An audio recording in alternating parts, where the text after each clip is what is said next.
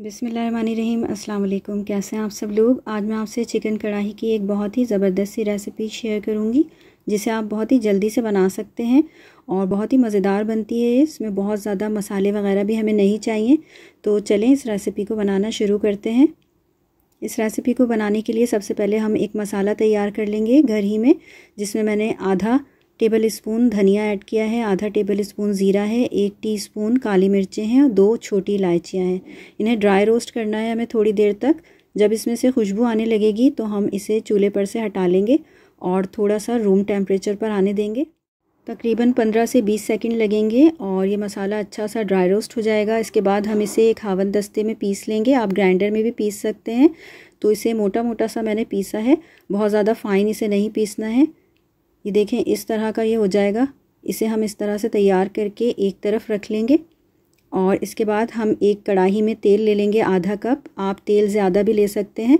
मैंने इसके अंदर 2 लौंगे ऐड की हैं ताकि इसमें खुशबू आ जाए और 1200 ग्राम के करीब चिकन ऐड कर दी है।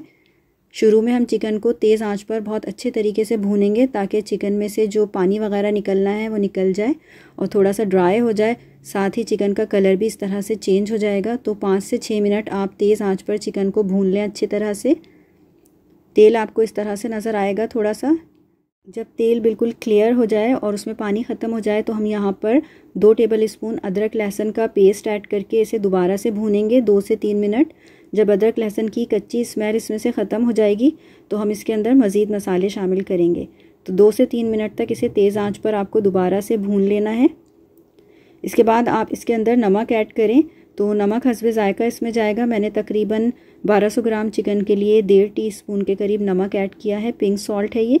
साथ ही इसके अंदर आधा टीस्पून हल्दी ऐड करेंगे और 1 teaspoon red chilli powder, 1 teaspoon Kashmiri red chilli powder add करेंगे। मिर्चें आप ज़्यादा भी कर सकते हैं।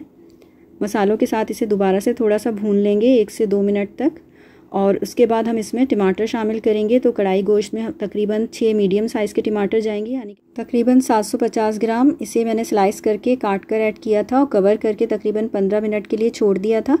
अब टमाटर के जो छिलके हैं वो अलग हो गए हैं तो हम इन्हें निकाल लेंगे। आप हाफ़ करके भी टमाटर ऐड कर सकते हैं और तमाम छिलकों को हटा लेने के बाद अच्छी तरह से मैश कर दें टमाटरों को और मिक्स कर दें चिकन के साथ।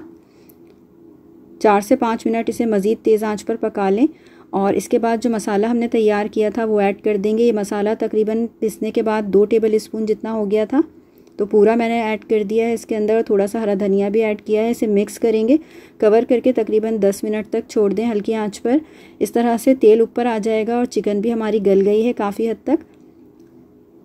इसके बाद हम इसे मिक्स कर लेंगे एक मरतबा फिर और इसके अंदर कुछ चीज़ें ऐड करेंगे। लेमन जूस मैंने 1 टीस्पून ऐड किया है ताकि तमाम फ्लेवर्स इसमें इन्हांस हो जाएं और साथ ही हम इसके अंदर हरी मिर्चें ऐड करेंगे और अदरक कटी हुई बारीक बारीक वो भी ऐड कर देंगे। साथ ही हम इसके अंदर आधा टीस्पून के करीब गरम मसाला पाउडर भी ऐड करेंगे।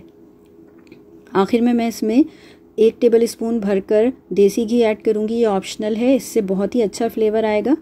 तो आप इसे चाहें तो ऐड कर सकते हैं। तो ज़रूर ट्राई कीजिए इस रेसिपी को चपाती के साथ या पराठे के साथ। अल्लाह हाफिज़।